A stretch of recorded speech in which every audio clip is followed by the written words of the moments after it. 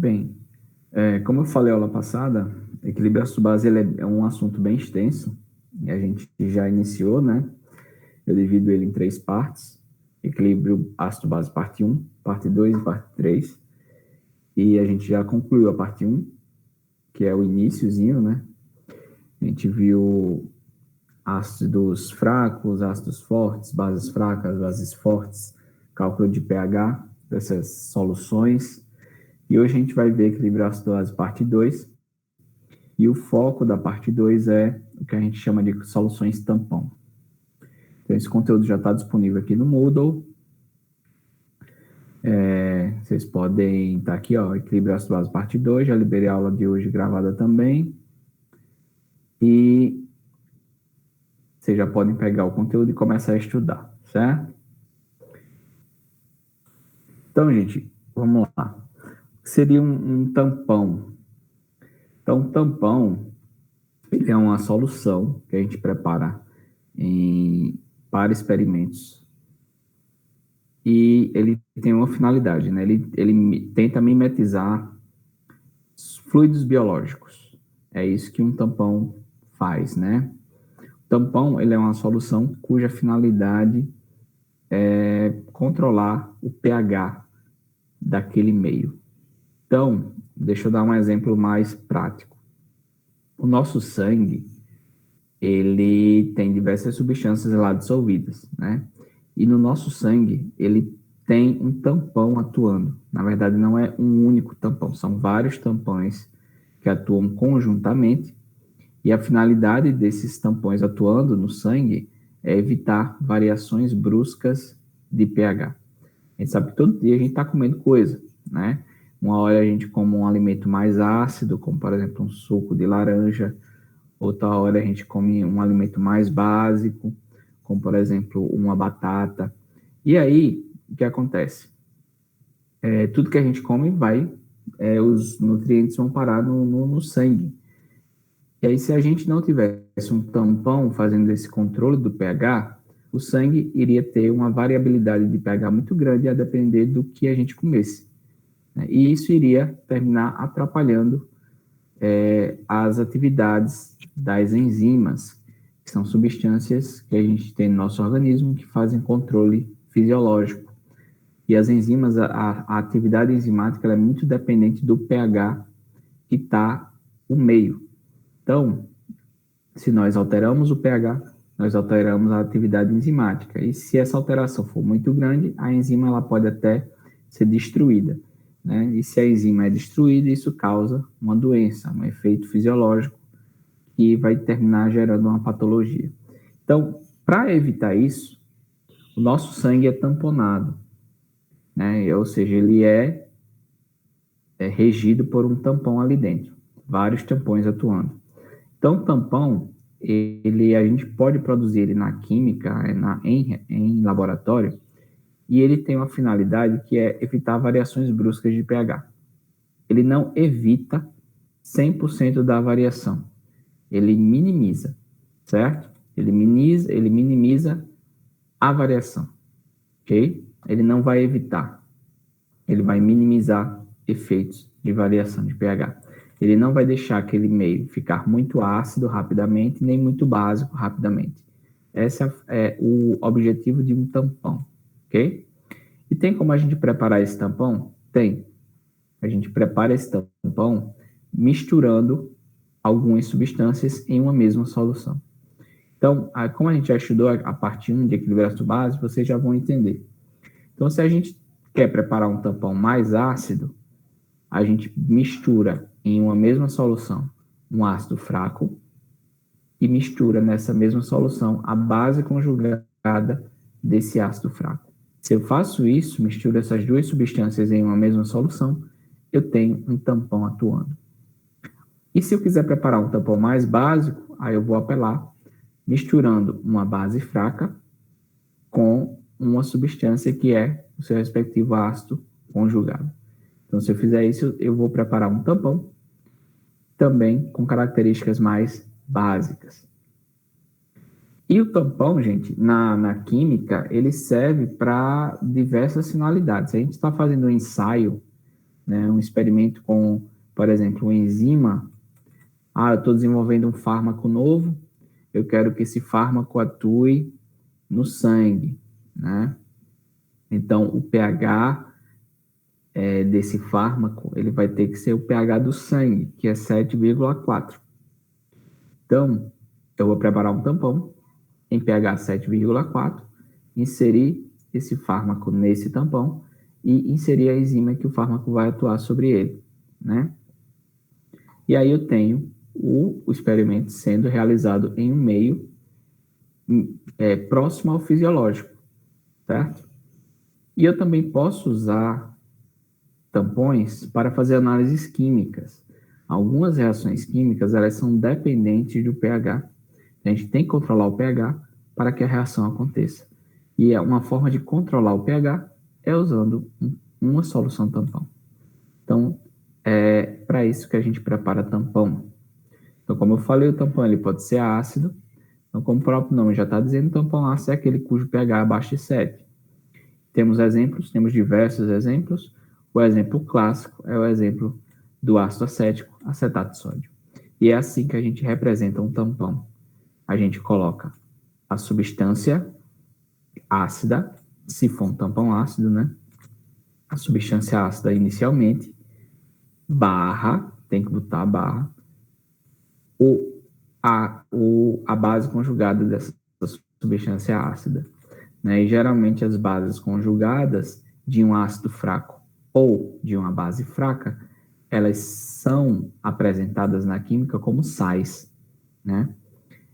Então, aqui temos o exemplo clássico, ácido acético barra acetato de sódio, porque o acetato, o ânion acetato, é a base conjugada do ácido acético, ok? E como, deixa eu mostrar aqui na desenho, na louça, para ficar mais fácil de entender. Se nós queremos preparar um tampão usando o ácido acético, a representação do ácido acético é HAC, né? E eu sei que o ácido acético, ele ioniza quando colocado em água, e ele vai liberar um próton, que a água vai captar, né, gerando hidrônio, e vai liberar o acetato, que é a base conjugada. Então, o ácido acético é o ácido. O acetato é a base conjugada. Então, o tampão que eu vou preparar é o tampão de ácido acético barra acetato. Porém, percebam aqui que essa é uma substância neutra, né? É uma substância molecular neutra. E aqui é um íon. Só que a gente não compra íons, né? Íons, eles não são comercialmente disponíveis. O que a gente compra são sais que contêm esses íons. Então, por exemplo, se eu quero trabalhar com o cátion sódio, eu não vou comprar o cátion sódio. Não vende cátion sódio. Vende algum sal que contenha sódio. Por exemplo, eu posso comprar cloreto de sódio, certo? Eu posso comprar sulfato de sódio, porque esses sais contêm sódio, que é o que eu quero. Como eu quero acetato, então eu posso comprar, para preparar esse tampão, o acetato de sódio, porque o acetato está aqui. Eu posso comprar também, para preparar esse tampão, o acetato de potássio, porque o acetato está aqui. Ok? Eu posso comprar também, se eu for mais rico, o acetato de lítio, que é o mais caro. O acetato está aqui. Percebam que para eu preparar o tampão, eu junto o ácido fraco com a base conjugada dele, e a base conjugada está na forma de um sal, né? E não importa se eu vou usar a base conjugada na forma sódica, na forma potássica ou na forma de um sal de lítio.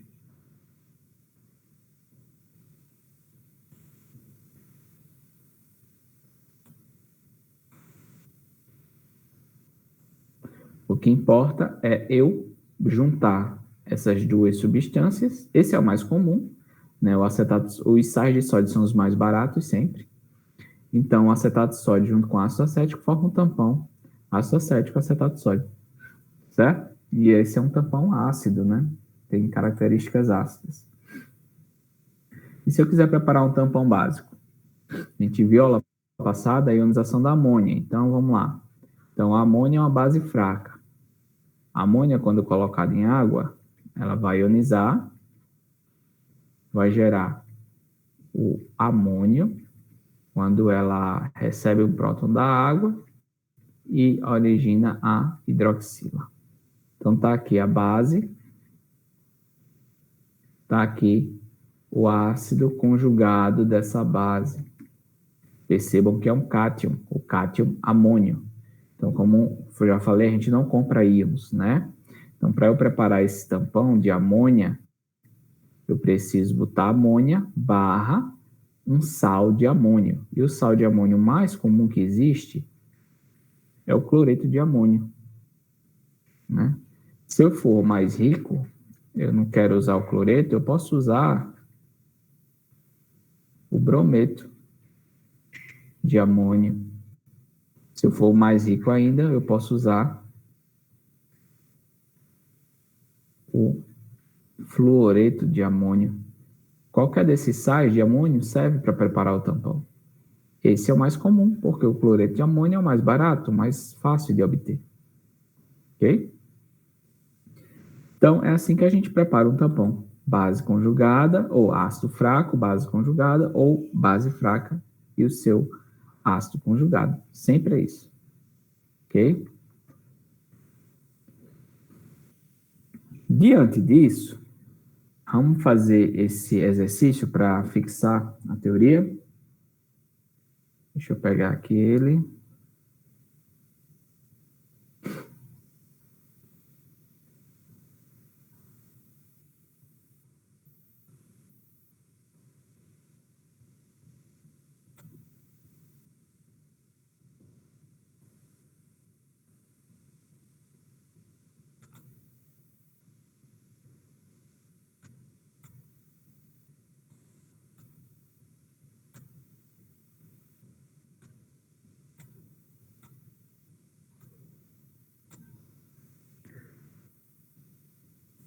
Bem, esse exercício, eu vou numerar aqui para ficar mais fácil de vocês entenderem. 1, 2, 3.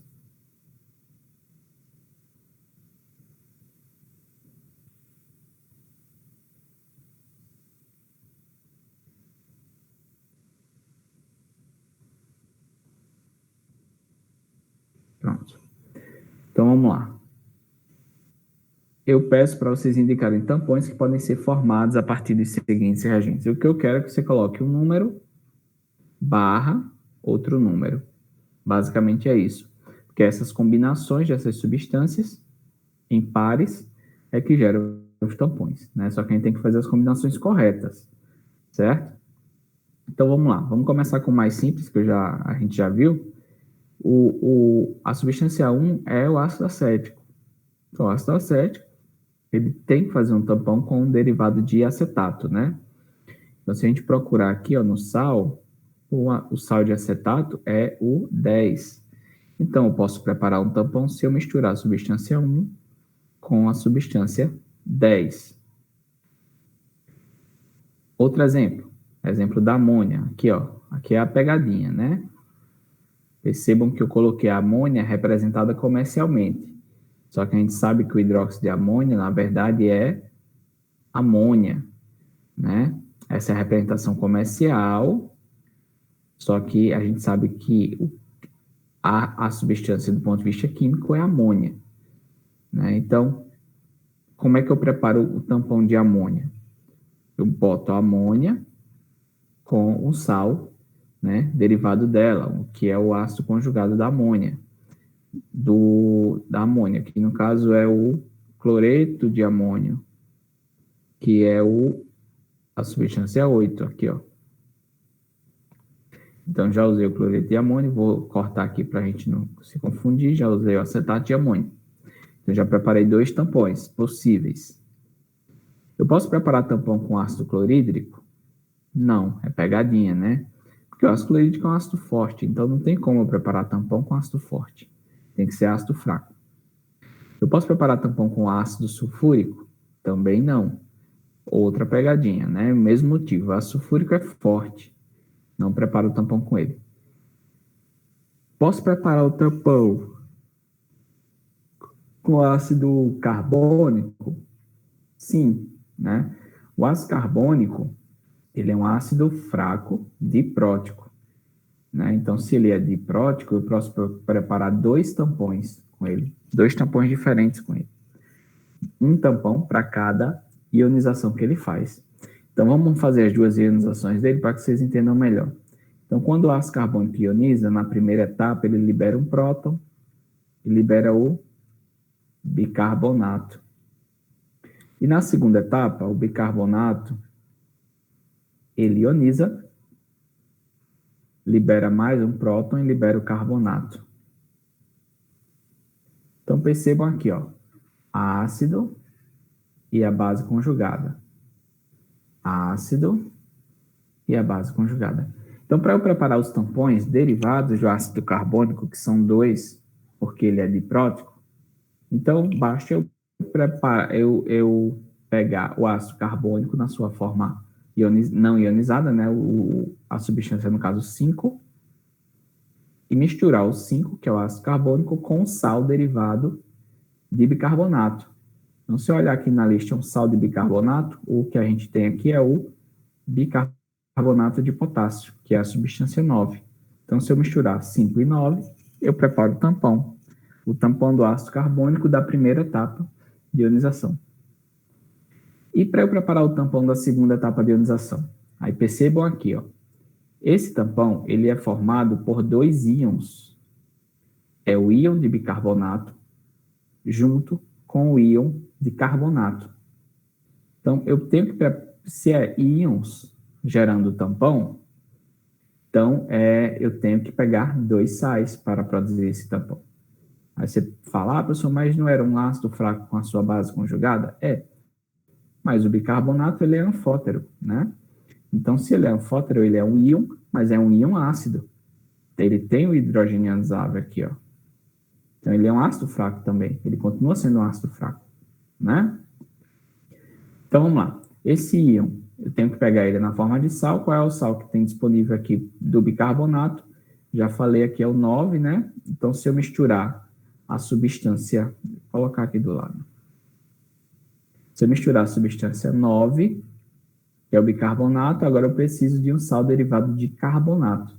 Nesse caso, tem que ser a substância 13. Tá aqui, ó, o carbonato. Então, se eu misturo essas duas substâncias, eu gero o segundo tampão derivado do ácido carbônico, que é o 9 e o 13. Então, já preparei tampão com ácido acético, já preparei tampão com ácido carbônico. Agora, só faltam os tampões com ácido fosfórico. Eu vou anular esse sal aqui, o 11, ó, que é derivado do ácido sulfúrico, que é o bisulfato. Como o ácido sulfúrico ele é forte, ele não faz tampão, então eu já vou eliminar o sal do ácido sulfúrico. Vai ficar só agora os sais de fosfato. E o fosfato, ele é um ácido, que vocês vejam aqui, ó, ele é triprótico. Então, se ele é triprótico, ele ioniza em 3 etapas, logo ele produz 3 tampões diferentes. Vamos ionizar aqui o ácido fosfórico. Então, vamos lá. O ácido fosfórico,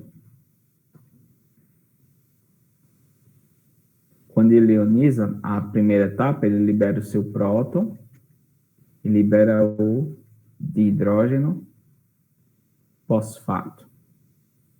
O dihidrogênio fosfato, por sua vez, ele vai ionizar novamente, liberar mais um próton e vai formar o monohidrogênio fosfato. E o monohidrogênio fosfato, por sua vez, vai ionizar novamente, liberar um próton e originar finalmente o fosfato. Pronto.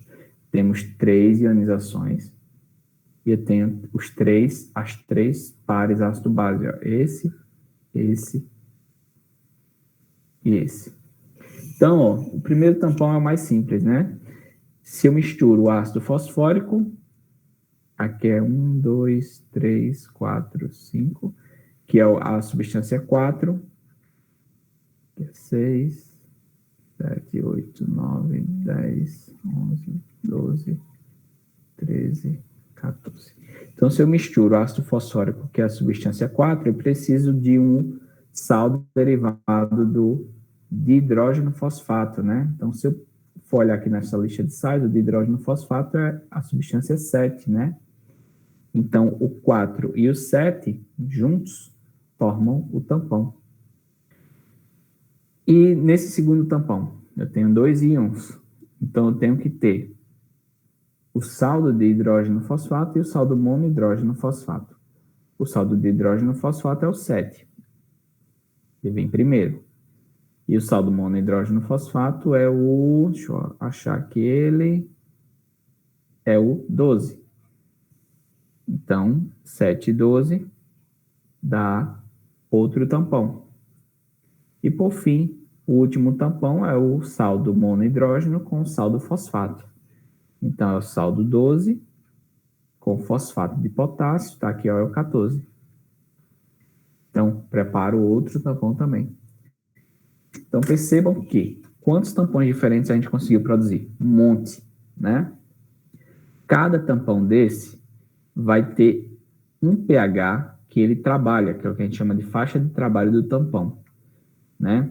Cada tampão que a gente prepara tem um pH, uma faixa de pH que ele produz, né? Por isso que a gente tem diversos tipos de tampão, porque a gente tem diversos tipos de pH que a gente precisa trabalhar. Se eu dei o exemplo do sangue, né? Se a gente tem uma enzima que trabalha no sangue, então eu tenho que preparar um tampão em pH sanguíneo, que é 7,4. Mas se eu tenho uma enzima que trabalha no estômago, por exemplo, eu tenho que trabalhar com o pH do estômago, que não é 7,4. O pH do estômago é 2,3, mais ou menos. Desculpa aí, gente, mas dar aula para um computador cedinho é triste. Então, se eu tenho que trabalhar com enzima em pH 2,3, eu tenho que pegar um tampão que ele possa gerar esse pH de 2,3. O tampão que gera o pH de 7,4, ele não é igual ao tampão que gera o pH em 2,3. São tampões diferentes. E é por isso que a gente tem diversos tipos de tampão e a gente usa esses tampões a depender do pH que a gente precisa trabalhar, certo? E aí, antes de a gente chegar para essa parte mais específica do pH de cada tampão, vamos ver como é que um tampão atua. Né? Eu falei que o tampão, ele tem a finalidade de minimizar variação de pH. Então, como é que ele faz isso? Como é que ele minimiza a variação de pH? Deixa eu explicar aqui. Imagine que você tem o sangue. Sangue não, porque... Imagine que você tem uma reação qualquer, e essa reação ela tem que ocorrer em pH 4,5.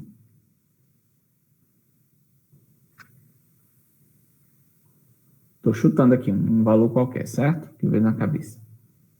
E aí, percebam que é um tampão ácido, é um pH ácido, então tenho que usar um tampão ácido. Então, eu posso usar o tampão ácido acético, acetato de sódio? Vocês vão ver mais à frente que vocês podem. Agora vocês ainda não sabem disso, mas já já vocês vão aprender o porquê vocês podem usar esse tampão. Então, vamos lá. Posso usar esse tampão? Posso. Qual a finalidade do tampão? A finalidade desse tampão é gerar um pH de 4,5 para favorecer a reação que eu quero, certo? E se nessa reação eu adicionar intencionalmente um ácido ou uma base, o pH não vai alterar drasticamente, vai continuar sendo 4,5 ou muito próximo de 4,5, porque essa é a finalidade do tampão. Se eu tenho o meio tamponado, né, por exemplo, uma reação que precisa ocorrer em 4,5, mas essa reação eu preciso adicionar um ácido sobre ela, então eu faço isso em um meio tamponado e aí o pH continua sendo próximo de 4,5, mesmo após adicionar um ácido. E qual seria a tendência de eu pegar um meio e colocar ácido se ele não fosse tamponado? Se um meio aquoso, por exemplo, eu coloco ácido e ele não é tamponado, o pH ia reduzir drasticamente, porque o ácido, quando colocado em água, ele ioniza e libera prótons, e aí a gente tem uma queda muito rápida do pH. E se acontecesse de eu colocar uma base, aí iria inverter, né? Se eu coloco uma base em um meio não tamponado, e aí eu tenho uma elevação muito rápida do pH. Né? Então, isso iria desfavorecer a reação que precisa ocorrer em 4,5. Então, para isso eu coloco o tampão. Então, como é que o tampão atua para manter o pH próximo de 4,5, em torno de 4,5?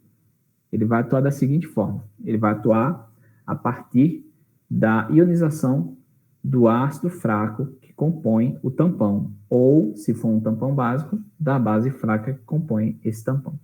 Então, nesse exemplo aqui, a gente tem um ácido fraco. Então, qual é a ionização desse ácido fraco? Eu vou escrever aqui para que vocês entendam. Então, aí a ionização libera o próton e libera o acetato, certo? Agora, vamos fingir que eu estou colocando nessa reação um ácido forte, que é para atrapalhar rápido o processo. Então, vamos supor que eu estou colocando ácido clorídrico. Então, se eu estou colocando ácido clorídrico, o ácido clorídrico é um ácido forte. Logo, ele vai ionizar, liberar prótons e liberar cloreto. O cloreto não vai interferir em nada no pH, né? Quem vai interferir no pH? É os prótons que o ácido clorídrico está liberando. Então, o que acontece? Esse tampão aqui, que tem esses dois constituintes, porque eu misturei na mesma solução o ácido acético e um derivado de acetato, então está aqui o tampão. O que é que vai acontecer? Se eu estou colocando o próton na forma do ácido clorídrico, o acetato, que é o componente básico do tampão, né, porque ele é a base conjugada, ele vai captar o próton que veio do ácido clorídrico e vai, quando o acetato capta um próton, ele origina quem? O ácido acético. Ele origina o outro componente do tampão. Então, ele neutraliza o próton que eu adicionei do ácido clorídrico, mas nessa neutralização ele produz um dos componentes do tampão. Por isso que ele funciona, por isso que ele atua, por isso que ele minimiza o pH. A variação de pH, na verdade. Certo? E se, ao invés de colocar um ácido, eu estivesse colocando uma base forte? Vamos supor que eu estou colocando hidróxido de sódio. O hidróxido de sódio vai dissociar, vai liberar o cátion sódio, que não vai interferir em nada do pH, e vai liberar a hidroxila, que aí sim ela vai gerar um efeito sobre o pH. E o que acontece então? Então, a hidroxila é a base. Então, quem tem que atuar sobre essa base é o componente ácido do tampão. Então, o ácido acético, quando ele se deparar com a hidroxila que eu adicionei na forma de hidróxido de sódio, ele vai neutralizar essa hidroxila, né? Ele vai simplesmente doar um próton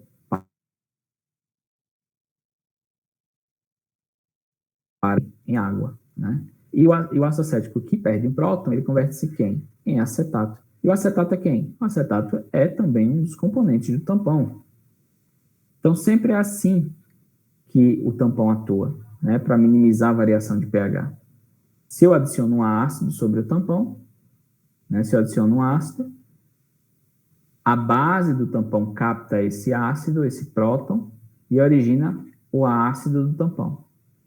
Se eu adiciono uma base sobre esse tampão, o ácido do tampão neutraliza essa base e gera a base do tampão. Sempre é assim que acontece. E eu estou dando esse exemplo com um tampão ácido. Agora vamos ver o mesmo raciocínio para um tampão básico. Vamos lá, vamos supor agora que eu estou trabalhando com o tampão amônia, cloreto de amônio, que é o segundo tampão mais usado nos laboratórios. Então, esse tampão, pH de trabalho dele, vocês vão ver, é 9,5, mais ou menos. Certo? Então, reações que ocorrem mais ou menos em 9,5, ele pode ser usado. Então, como é que a gente representa esse tampão? A gente representa o tampão pela equação de ionização da base fraca. Então, a amônia com a água ioniza, gera o amônio e gera a hidroxila. Então, está aqui a equação que representa o tampão e os seus dois constituintes, certo? Agora vamos fingir que eu estou adicionando um ácido forte, que é novamente o ácido clorídrico. Então, o ácido clorídrico, de novo, vai ionizar, libera o próton, libera o cloreto. O cloreto não vai interferir em nada no pH, quem interfere é os prótons que ele libera. E aí, o que acontece? O tampão, eu tenho uma base e tenho um ácido conjugado do tampão. Se eu estou botando próton, quem é que vai neutralizar o próton? O próton vai ser neutralizado pela base do tampão, né, que no caso é a amônia. Então, quando a amônia capta o próton, ela converte-se em quem? No amônio, que é um dos constituintes do tampão. Certo? E aí eu tenho uma neutralização desses prótons, e aí eu minimizo a variação de pH.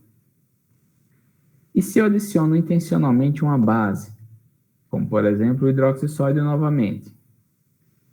O hidroxissódio vai dissociar, liberar o sódio, liberar a hidroxila. O sódio não interfere em nada, mas a hidroxila atrapalha. Então, a hidroxila ela vai ser neutralizada por quem? Pelo constituinte ácido do tampão. Então, a hidroxila vai se deparar com o amônio, e aí o amônio vai doar um próton para ela, e quando a hidroxila recebe um próton, ela vira quem? Água. E quando o amônio perde um próton, vira quem? Amônia. E aí eu gero o outro constituinte do tampão. Então, sempre é assim. Se eu tenho um tampão formado e eu adiciono um ácido, a base conjugada do tampão neutraliza esse ácido e forma-se o ácido conjugado do tampão. E se eu tenho um tampão formado e eu adiciono intencionalmente uma base sobre ele, o ácido conjugado do tampão neutraliza essa base e eu gero como produto a base desse tampão. Então, sempre é esse o raciocínio. Independente do tampão, o raciocínio vai ser esse. Esse é o que a gente chama de mecanismo de ação do tampão, ou mecanismo de ação do tamponete.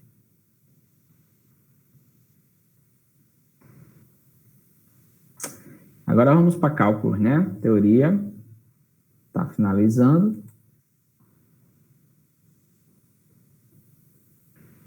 Quando a gente fala de cálculos envolvendo o tampão, a gente tem que lembrar da equação clássica que está presente em diversos livros. Vocês vão ver essa equação em várias disciplinas.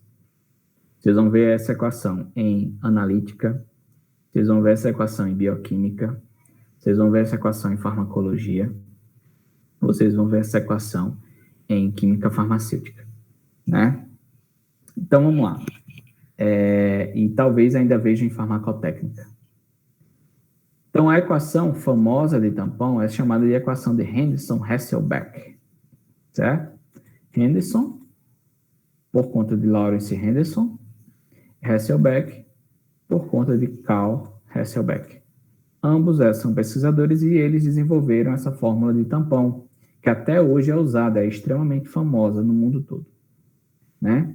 E a partir da fórmula de tampão de Henderson-Hasselbalch, a gente calcula o pH de qualquer tampão, incluindo os tampões fisiológicos, certo? Então, a fórmula de Henderson-Hasselbalch, essa aqui é a mesma fórmula, só que para tampões diferentes. Se o tampão for ácido, aí eu vou calcular pH né?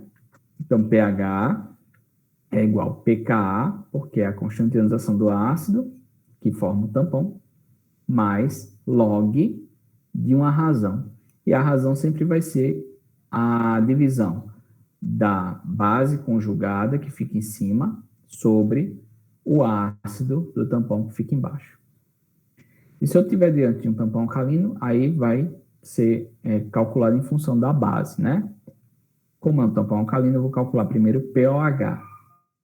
E aí, se eu calculo o pOH, eu calculo a partir do somatório, né, do pKb, né, da constante de ionização da base, que forma o tampão, mais o log do ácido conjugado, que fica em cima, sobre a concentração da base fraca, que fica embaixo. Só lembrando que, como é um tampão alcalino, eu calculo o pOH, mas o que a gente tem como referência na escala de pH é uma escala de pH, então a gente converte pOH para pH através dessa fórmula secundária aqui. pH mais pOH igual a 14. Eu calculo o pOH do tampão pela fórmula e em seguida eu calculo o pH correspondente por essa segunda fórmula. Certo? E aí, nós podemos preparar tampões sempre com dois constituintes, mas esses constituintes eles podem ter a mesma concentração ou concentrações diferentes. Então, vamos lá para eu mostrar aqui a vocês. Vamos supor que eu estou trabalhando com o tampão ácido acético, acetato de sódio, que é o tampão clássico. Então, esse é um tampão ácido.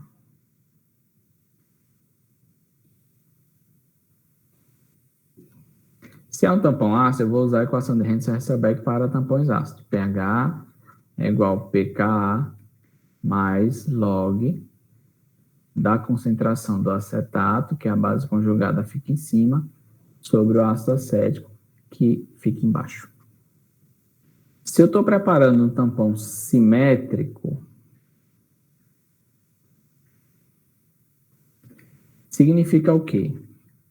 Que as concentrações dos dois constituintes são iguais.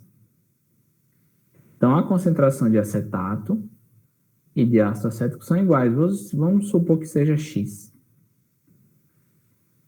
Qual é o resultado de uma razão? X sobre X. É 1, não é? O número dividido por ele mesmo não é 1? É. E qual é o valor de log de 1? Log de 1 a gente aprendeu na matemática que log de 1 é 0. Então, o que acontece quando eu tenho um tampão simétrico? Né? Quando eu tenho um tampão onde as concentrações dos constituintes são iguais. Anula-se o termo logaritmo da expressão de Henkel-Hasselbalch. E anulando o termo logaritmo, eu resumo a equação de Henkel-Hasselbalch para essa aqui, ó, pH igual a pKa. Então, quando eu tenho um tampão simétrico, a equação de Henkel-Hasselbalch se resume a simplesmente pH igual a pKa.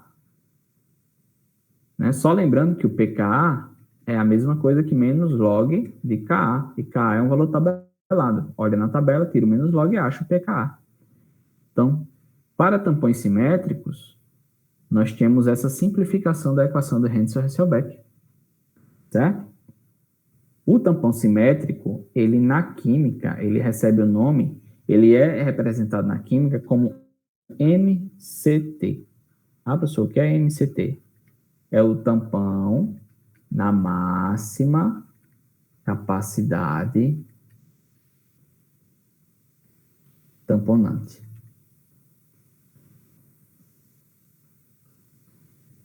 Lembra que eu falei que o mecanismo de tampão, lembra que eu expliquei no instante, o mecanismo de tampão, como é que ele atua, né? Se eu boto um ácido sobre ele, a base do tampão vai lá e neutraliza. Se eu boto uma base sobre ele, o ácido do tampão vai lá e neutraliza, certo? É assim que o tampão funciona. Então, se eu tenho um tampão cujos constituintes estão na mesma concentração, então significa dizer que esse tampão ele atua perfeitamente e de forma igualitária para neutralizar ácidos ou bases que caem sobre ele. Ele neutraliza de forma igualitária ácidos e bases. Por isso que a gente diz que quando a concentração dos constituintes de um tampão é igual, o tampão é simétrico, e o tampão está na condição de MCT, ou seja, na máxima capacidade tamponante, porque ele neutraliza igualmente ácidos e bases que são colocadas sobre ele. Certo? Mas o que acontece quando a concentração desses constituintes são diferentes?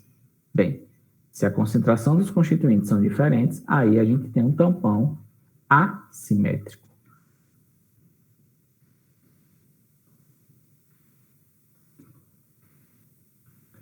Então, se a concentração de ácido acético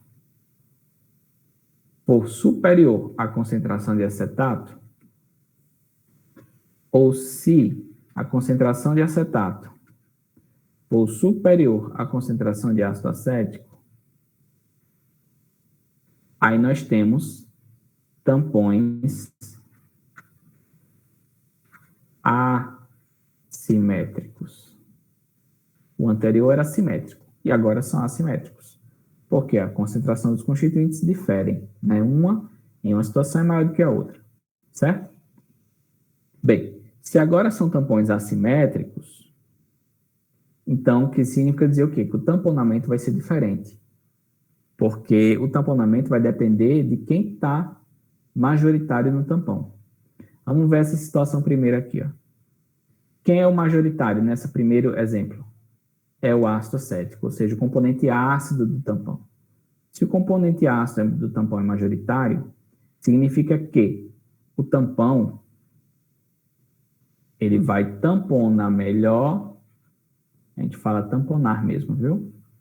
Tamponar melhor bases. Porque se eu boto uma base sobre esse tampão, a base tem que ser neutralizada pelo constituinte ácido do tampão. E se ele está numa concentração majoritária, então esse tampão ele vai tamponar melhor bases. Ah, significa que ele não tampona bem ácidos, professor? Não, ele tampona ácidos. Mas entre ácido e base, ele vai tamponar melhor base porque ele tem mais constituinte ácido ali do que constituinte básico. Certo? E nesse segundo exemplo, aí se inverte, né? No segundo exemplo, eu tenho o acetato como sendo majoritário.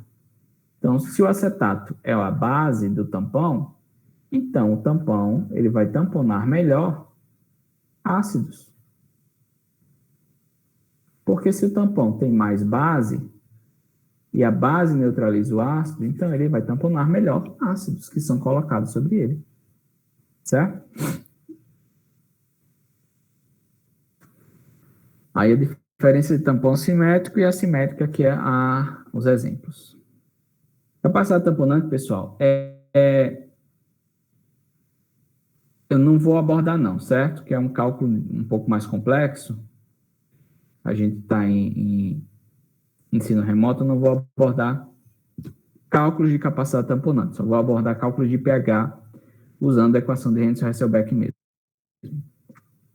E vamos lá, antes de eu partir para essa finalização do assunto, está acabando já, vamos para esse conteúdo aqui, ó, faixa de trabalho de um tampão. Então, como eu falei, lá no comecinho da aula, a gente tem diversos tampões e cada tampão ele atua em pH diferentes. Né? E esse tampão, o pH que o tampão atua, a gente chama de faixa de trabalho do tampão. Então, o tampão ácido acético acetato de sódio, ele trabalha em uma faixa de pH. O tampão amônia, cloreto de amônia, ele trabalha em outra faixa de pH, certo? E como é que eu acho, como é que eu localizo, como é que eu descubro qual é a faixa de pH daquele tampão? Aplicando essa fórmula aqui, ó. Se eu tenho um tampão ácido, eu pego pH igual pKa do ácido, que compõe o tampão, mais ou menos uma unidade. Então, eu descubro a faixa de trabalho do tampão. Se eu tenho um tampão básico, eu tenho pOH igual ao pKb, mais ou menos uma unidade, eu descubro a faixa de trabalho desse outro tampão. Deixa eu dar um exemplo aqui, para ficar mais claro. O exemplo clássico, novamente, ácido acético, acetato de sódio. Esse tampão, ele é regido pelo ácido acético, então a constante de ionização do ácido acético é 1,75 vezes 10 a menos 5, né? Se vocês consultarem as tabelas nos vídeos, vocês vão achar esse valor aqui. Se eu tirar o pKa desse valor, ou seja, o menos log do Ka, o menos log de 1,75 vezes 10 a menos 5, se eu pegar a calculadora, isso vai dar 4,76. Eu já sei de cabeça, porque todo semestre eu dou essa aula, né? Então, eu descobri o pKa do ácido que compõe esse tampão. Como é que eu descobri, então, a faixa de trabalho? Como é que eu sei a faixa de pH que esse tampão ele pode atuar? Então, o pH vai ser igual ao pKa mais ou menos uma unidade. Então, significa dizer o quê? Que esse tampão ele vai de 4,76 mais 1, ou seja, 5,76, e vai de 4,76 menos 1, ou seja, 3,76. Então, se eu tiver um pH entre 5,76 e 3,76, se eu quiser fazer uma reação nessa faixa de pH, aqui é igual, né? Eu posso usar esse tampão tranquilamente, certo? Porque ele compreende essa faixa. Vamos supor que eu quero fazer uma reação, e essa reação ela só ocorre em pH 4. Ela é bem seletiva, só ocorre em pH 4. Eu posso usar o tampão ácido acético acetato de sódio para fazer essa reação? Posso. Por quê? Porque o pH 4 está dentro dessa faixa de trabalho. Está entre 5,76 e 3,76. Então, eu posso usar esse tampão. Certo?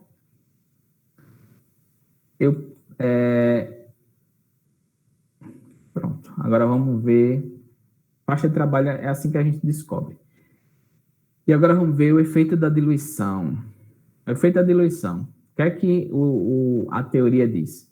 Que se a gente pega um tampão que já está pronto e dilui, a gente diz que o pH não altera, né?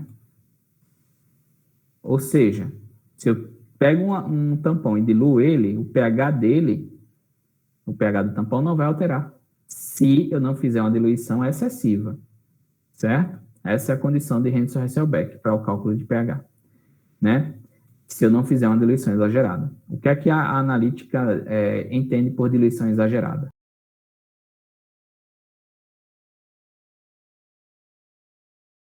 São acima de 1000 vezes a diluição exagerada.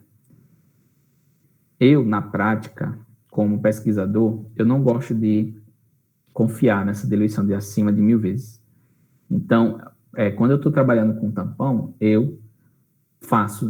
quando eu preparo um tampão, eu diluo ele no máximo 100 vezes para usar. Né? Eu não chego a diluir ele 1000 vezes porque eu não confio. Então, assim, tem livros que diluições exageradas são acima de 1000 vezes, de 100 vezes, outros acima de 500 vezes, outros acima de 1000 vezes. Então, eles não entram em consenso. Então, se não existe um consenso entre os autores dos livros, eu vou seguir a menor diluição. Ou seja, se eu tiver de preparar um tampão, eu vou diluí-lo no máximo 100 vezes, para garantir que o pH dele seja o mesmo do pH inicial que eu preparei ele. Se eu preparar um tampão em pH 4,5, vamos supor, e diluir 100 vezes, eu sei que o pH daquele tampão vai continuar sendo 4,5. Mas se eu diluir 500 vezes, eu já não confio que vai ser mais 4,5. Né? Se eu diluir 1000 vezes, eu já não confio que vai ser mais 4,5, porque eu já considero que isso é uma diluição exagerada. E existe uma lógica para isso? Existe. A lógica é a equação de Henderson-Hasselbalch. Né? Se um tampão já está pronto, está aqui a equação de Henderson-Hasselbalch. Tampão ácido acético, acetato de sódio. Então, se o tampão ele já está pronto, e o pH desse tampão, vamos supor, é 4,5, certo? Então, a concentração desses constituintes é que geram esse pH de 4,5, ok? Se eu faço uma diluição, quando eu diluo um tampão, eu diluo os dois constituintes ao mesmo tempo, porque essas duas substâncias estão lá na minha solução. Na minha solução, eu tenho ácido acético e tenho acetato de sódio, certo? Então, se eu diluo 100 vezes, eu diluo essa concentração 100 vezes, diluo essa concentração 100 vezes, e a razão de uma concentração pela outra continua sendo a mesma do ponto de vista matemático. O resultado dessa razão vai ser o mesmo. Então, se o resultado desse logaritmo, dessa razão vai ser o mesmo, o resultado desse logaritmo vai ser o mesmo, então a soma desse resultado com o pK vai ser o mesmo. Então, o pH não vai alterar.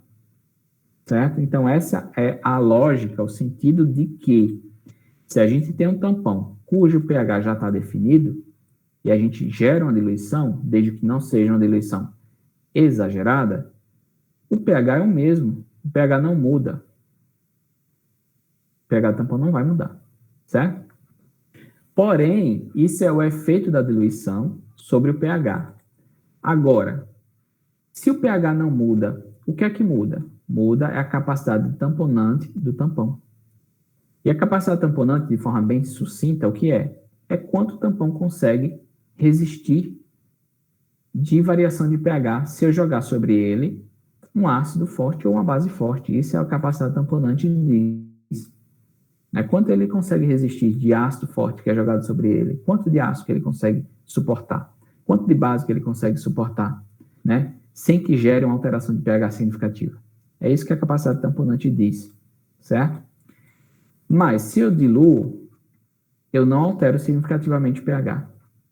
Mas se eu diluo, eu altero significativamente a capacidade tamponante, porque vem a lógica do mecanismo de tamponamento, né?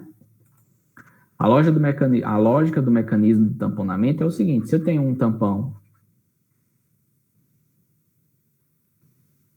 já estabelecido, e o pH dele é 4,5, e eu faço uma diluição de 100 vezes, o pH continua sendo 4,5.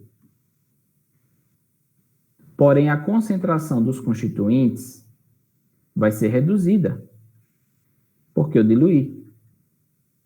O pH vai ser 4,5 por conta da equação de Henkel-Hesselbeck. A razão vai ser a mesma, então o pH vai ser o mesmo. Mas a concentração dos constituintes vai ser reduzida 100 vezes, porque eu diluí 100 vezes. Então, se eu reduzo a concentração dos constituintes, isso vai gerar uma redução da capacidade tamponante. Por quê? Se eu tenho menos ácido acético, eu tampono menos base que eu jogo sobre ele. Se eu tenho menos acetato, eu tampono menos ácido que eu jogo sobre ele. Então, a capacidade tamponante vai sim sofrer efeito de diluição. Se eu diluo, eu reduzo a capacidade tamponante do tampão. Mas, se eu diluo, eu não altero o pH. Então, essa é a lógica, é a teoria por trás de tampão. Certo? Então, gente, o que a gente viu hoje foi tudo sobre tampão. E tentem estudar, tentem rever essa aula que está gravada, que já é disponível. Vocês vão usar tampão muito em muitas disciplinas. Eu já falei que tampão vocês vão usar em analítica, vocês vão usar em bioquímica, vocês vão usar em fisiologia, vocês vão usar em farmacologia, vocês vão usar em química farmacêutica. E talvez vocês ainda usem em farmacotécnica e tecnologia farmacêutica. Fora controle de qualidade, que eu lembrei agora, certo? Então, tampão, vocês vão ver tampão o tempo todo. Então, vocês precisam entender tampão de qualquer jeito. Não tem como sair de analítica sem saber o que é um tampão e como ele atua, como ele funciona, certo? Ah, professor, quer dizer que eu vou ver tampão em química farmacêutica, os cálculos de novo? Não. Você vai ver a influência de um tampão sobre a ionização de fármacos, ou seja, vai ser uma coisa mais específica daquela disciplina.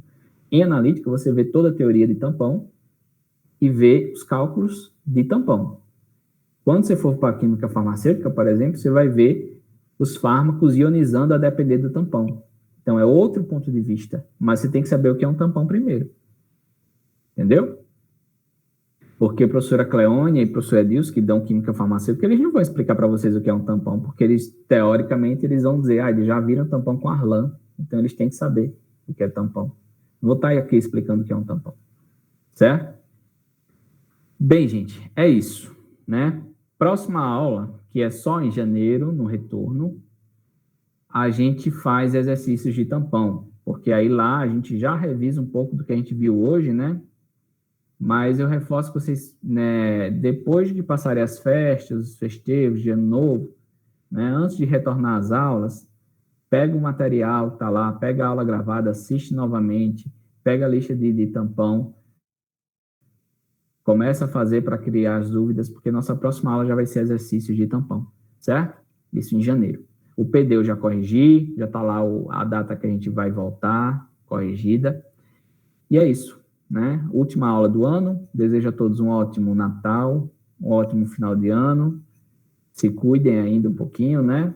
Sei que todos vocês estão vacinados, mas é bom se prevenir, tanto para a Covid quanto para essa gripe nova que está aí. E é isso. Alguém quer falar alguma coisa, tirar alguma dúvida antes de encerrar a aula? Obrigado. Bem, gente, se ninguém quer falar nada, eu agradeço a presença de todos na